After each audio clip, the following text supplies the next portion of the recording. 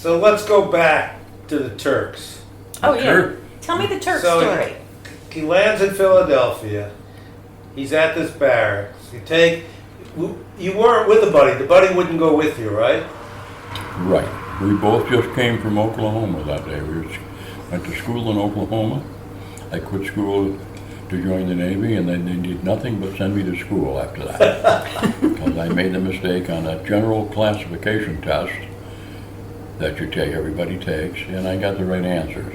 So, my fault. There were 77 questions, I got a 72. 60 was wonderful, It was a tough test. They give you multiple choice. They give you like the sum of sum and two and two is, and they show you pictures: kangaroo, a pogo stick, a Ouija board, and the number 4. Right. Tough task. So then I went to aviation fundamental school in Oklahoma. That was tough. All right, gentlemen, this is a wing. Can anyone say wing? Some of them dropped out, and I went to the advanced class where we went all the way up to fuselage. Ooh. And I don't know, they had nothing to do with the Turks. All right, come on. So you decided to go downtown Philadelphia. Just keep running my mouth. You just got to keep That's all you going. want me to do. Okay. Well, That's what I want you to do. No, I want to hear the story. Yeah, the Turks. Jack Davies and I got to Philadelphia. He was stowing his gear while I was putting shit in my locker. Testes. 1, 2, 3, 3 testes. Oh, you got a little and I wanted to go on the beach. They taught you, let's go on the beach. Steve, it's just your own in Philly. There's no beach there. Right. He didn't want to. So Steve gets out on a trolley. We still had trolleys there. It's a long story. This is the late 50s, right? 56. Yeah. Oh, And 19, not 18. I got that. And there was buildings 3 or 4 stories high. Duh, this must be downtown. I'm from Johnstown. I don't know. Never been anywhere. I get off there. I'm the only white guy within, say, 45 square miles. There I am, I looked maybe 14 with my little sailor suit on, and the dress blues had no pockets, so you stick your wallet in, so it hangs out. And I guess my money was sticking out too, and I'm in Little Africa. And wow, they said, Leroy, there is a God. Look at this. Hey, Yeah. what we got here? Yeah. So after 2 or 3 blocks of this, I realized something's wrong here. I'm not, and I better get out of this neighborhood. I could feel the bad vibes coming at me. So I cuts down an alley because I thought, well, 1 block down and I'm in a nice neighborhood. No, I went many blocks in all directions. So I cut into the alley and immediately got boom in the head. Oh, wow. And there was 3 of them. And this all happened much quicker than I can tell. I tell the story. It almost knocked me out. And Were they following you? They were waiting for me. Had I not cut in the alley, I'm sure they had run down, the 3 big guys, 19, 20, 25, I don't know. I didn't really get a chance to ask them how old they were. And it was a perfect place to pull this young sailor in and take his money and do whatever else you wanted to do to him. And El Stupido went in the alley, and I got a good one right between the eyes, which sent me against the brick wall. I can see this like yesterday, like it was an hour ago. Well, I always will. It was a little different day for me that day. And I back hit the wall, and I slid down, and it was a little bit rainy, and there was a street light up there, and it was kind of I don't know, misty, what do you call it, seeing stars or something? Right. And so as I'm sliding down against the wall, the body said get up, but the mind said get up, but the body wouldn't get up. Meanwhile, the wallet was snatched by one of the other guys.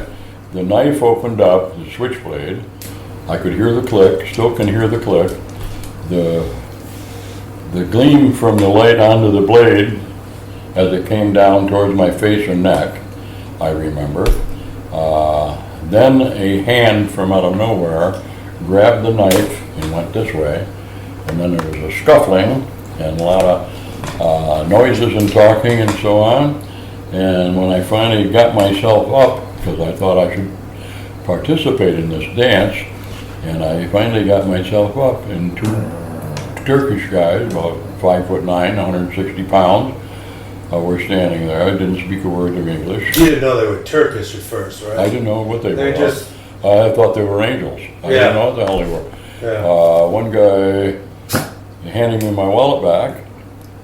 The other guy has got the black guy's switchblade, and he's opening and closing it, and he's saying, sure, switchblade in Turkish. They love knives. And then what? Tell the rest of it? Well, They saved my life. They saved your they life. They could have cut my throat. right. Didn't you say then you took them for a beer or something? Yeah, I tried to thank them. They didn't know. I don't know. They don't speak English. They had Right. naval uniforms on that looked Right, similar they to had mine. their uniforms on too. They looked similar. They weren't exactly, but from a distance, I had seen them walking on the other side of the street behind me. Your friends weren't with you that night. They weren't friends. By who? The other, your acquaintances in the Navy. No, nobody. He's alone. So you're all alone that He's night. alone. His friend stayed back. Jack, is that it? Yeah. Jack stayed back. So now you said you took him out for a couple of beers. At first, I tried to thank them. They're shaking their head. Eventually, I realized these guys aren't Americans. They don't Don't speak speak English. English. And I kept saying thank you and all that, but didn't, they'd nod their head and smile. And the other guy's still playing with the switchblade. He's happy. He's ready to go back to Turkey. He's got all he needed. Right. Right. And when I finally went like this, they understood that must be a universal gesture. So I wasn't a drinker, but I went to a bar because now I just turned 18, so hell, I can go drink. And went there, and they couldn't understand why I wanted to buy the drinks. We had only a couple beers, and then I tried to, as I left, I said thank you 1,000 times. I don't think I realized really the magnitude of what had just happened Right. and of what could have happened. I mean, So did you walk back to your base? Well, I was started back to the base. It was miles to the base and from there. And I had to find the trolley. It was my first night in Philly. I was lost, apparently, right when you got off in the middle of Africa. And remember the name of the bar, the Gay 90s was the name of the bar. really? And as I left, they left, and they walked behind me, 4 or 5 feet. And I'm thinking, what the hell? They saved me for themselves. They're going to mug me. But I had to ask somebody what trolley to take back to the base. I didn't know, And some person told me trolley number 17B or whatever, and down here 2 blocks. So I went there, got on the trolley. So did they. I sat down. They sat 1 seat behind me on the trolley, and I said, well, they're not going to hurt me. I don't know where they're going. Too dumb to know they also are going to the naval base. That's where they were, And I didn't know it was their first day in America, my first day in Philly. Wow. And the base is like a city in Philly. It's huge. It's miles on the Philadelphia Naval Base. And so I had to make all the turns to get to the building, which was called the receiving station. It was 4 floors, and my quarters were on the 3rd floor. And so I went into that building. They're following me in the building. I said, no, fellas, look, I'm okay now. You don't have to tuck me in. They, of course, didn't understand any of that. They're nodding. They stop and listen, nod. They say something to each other in Turkish. Laugh. They laugh. And they follow me right in the building. Now, this is a huge base. There's hundreds of buildings. They could have lived anywhere. Right. Okay, so they follow me in. We get to the 3rd floor level, deck, as they call it. You live on the 3rd deck? Yeah, Chief. Okay, 3rd deck, whatever you say. Don't kick me. And when I get to that third deck, there's a compartment here and a compartment over there, you know, and I lived there. And I turned around and said, "That's okay, I'm home. Thanks for walking me home. I live in there." And I went like this to say, "This is where I'm going to sleep." And they nodded and they pointed like that. One deck up, and they went like that. They, both first day in America, coincidence? And they lived right upstairs over me. They were walking on the same street as I was. I saw them before I tucked into LA. I looked around and I was looking around. And they were walking on the other side of the street. By the way, you didn't hear this in the first story, the time I told it. Later, when I got to be buddies with them, when we talked a third English, a third Turkish, and a lot of sign language, they told me, with their broken English, they called me Steve, S-I-T-I-F. They couldn't say Steve because S and T in their alphabet, no, it doesn't go. So I was Steve. And when we were, I can use the word friends with these guys. Two of them, the two that saved me anyway. The whole submarine crew knew me, but I didn't know them. But they all looked the same. They're 5'9", 160, all dark hair and all, you know. They all looked the same. These two guys, I'd go up, I hung out with the Turks for the next few months while they were there. I didn't have any American. I went up there every day. But anyway, they told me later on, you know, Steve. I can't do all their broken English, but they were telling me was that first night when those two guys intervened, this is the nice thing about America, they said in Turkey, if that had occurred, they would have minded their own business and not interfered, because over there they don't do that. But because they learned, now I get so emotional sometimes that I almost cry, and I'm sorry for that because I'm almost human, I guess. They said because they were in America and what they had learned about America, that 3-on-1 was not the way America should go. Therefore, and they apologized for interfering, of coming over. But we thought that 3-on-3 would be a better thing in America than. Wow, fair, right? Wow. And if there's no fate or no outside, okay, but that's a hell of a coincidence. The whole thing is a hell of a coincidence. Yeah. So how long did you, were they with you for how long? They were a submarine crew. I was going there to school after the aviation fundamental school. I went to another school there, and wrestling gear and catapults and plane direction on the flight deck and all silly stuff that had so many civilian jobs, you know. I mean, there was a lot of ads in the paper for guys in Johnstown for catapult people and wrestling gear, you know. I was all set. You're all set when you got out. Yeah, the rest of my life.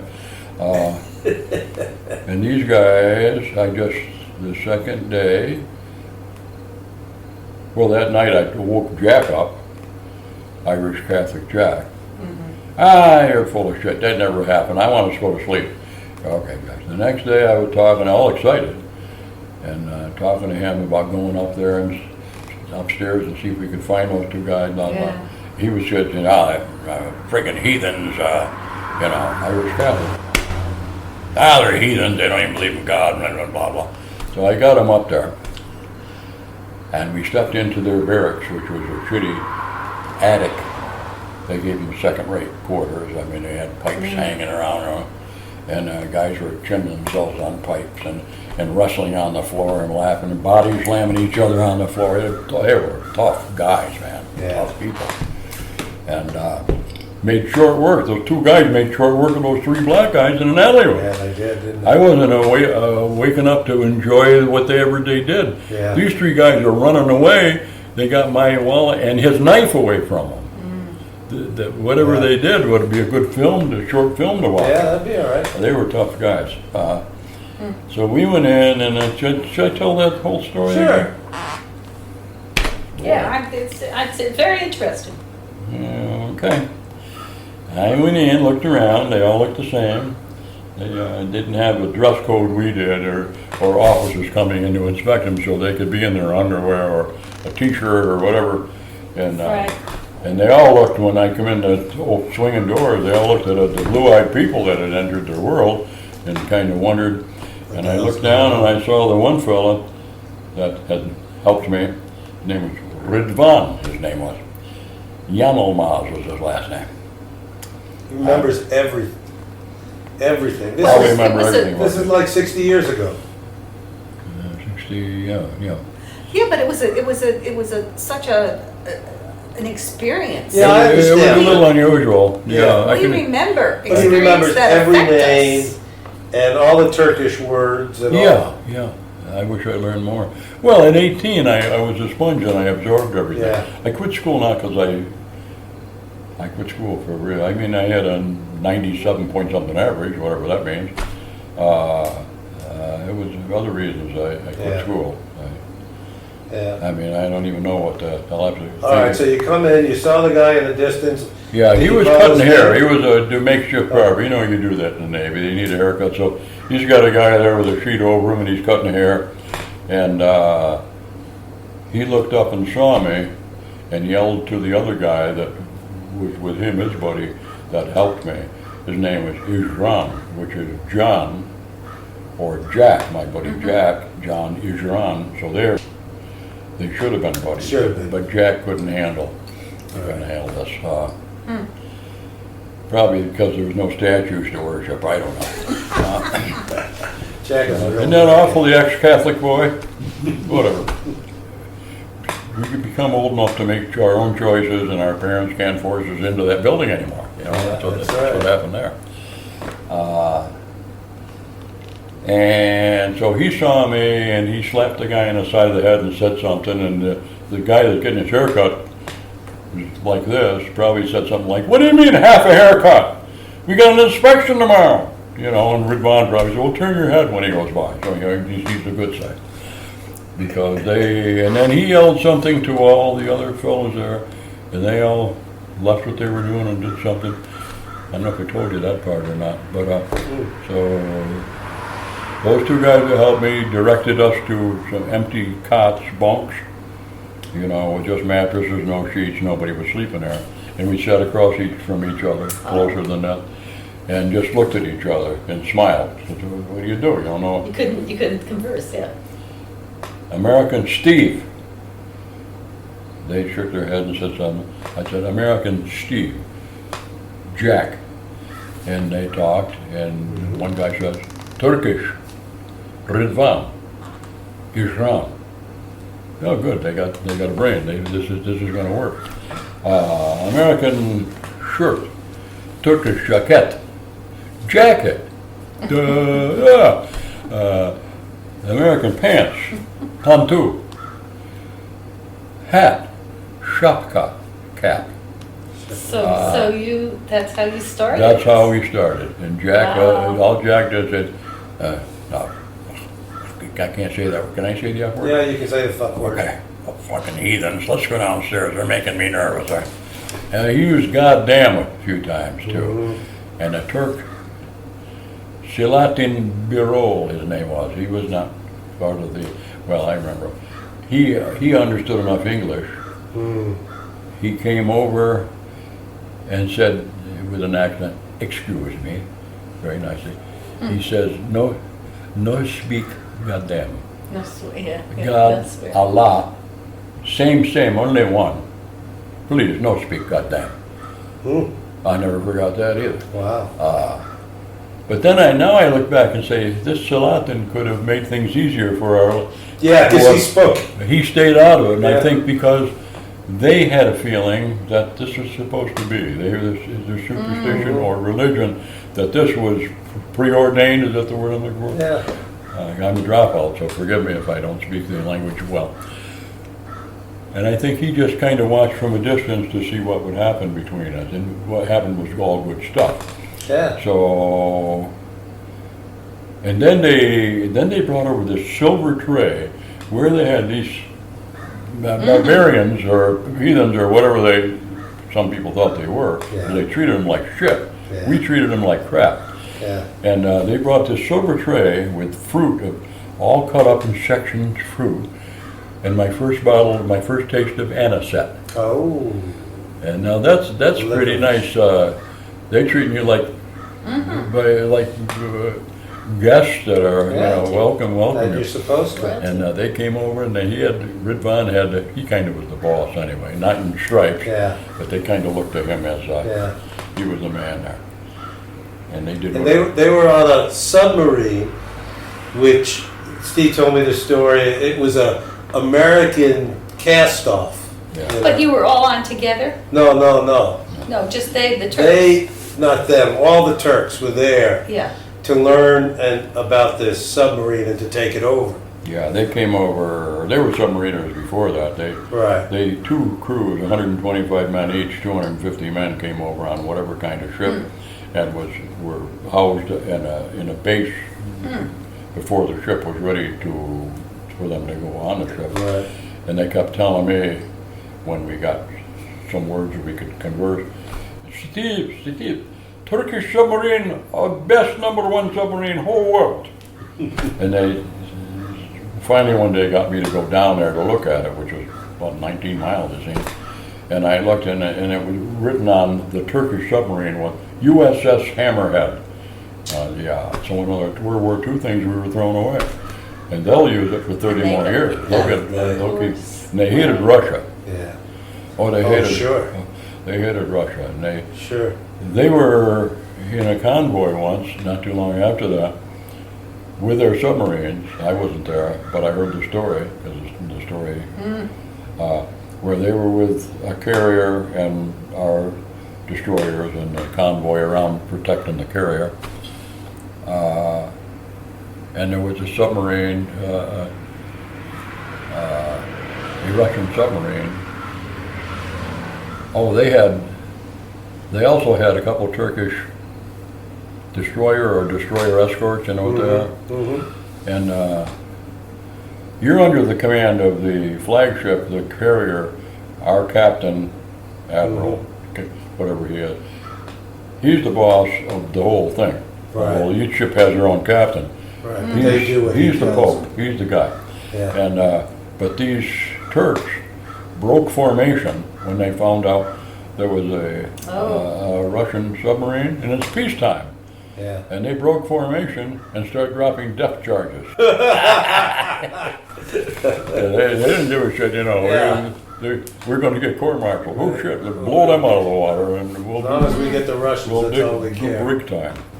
Yeah, that was. The Turks became. Those two were friend to me is a strong word. Yeah. They were friends. They were friends. They would have died for me. They took on 3 guys and one knife and didn't even know me. After did you leave or did they first? You know. They did. And I cried. I was just a little boy. Yeah. I was just a little boy. You were 14. I was 18, but I wasn't really mature. I know. Wasn't very mature. Did you guys exchange information or anything? Yeah, I did. I wish I did. God, I wish I had. I wrote him a letter in English to an address they had given me. Yeah. Ankara. Izmir, Izmir, that's the city over there. I had Ridvan's address, and he'd be the guy, you know, we were like brothers. I'm 18, he's like 25, 26, and I think they adopted me, kind of, you know. Yeah. And, That's nice. And all the Turks knew Steve. I didn't know all the Turks. Anywhere on the base, I'm going on to school or something, and there'd be a bunch of Turks. Hey, it's Steve! What the hell? And there's a bunch of Turks. It's Steve! Marhaba! Nasılsın? İyiyim. Sen? Hi, how are you?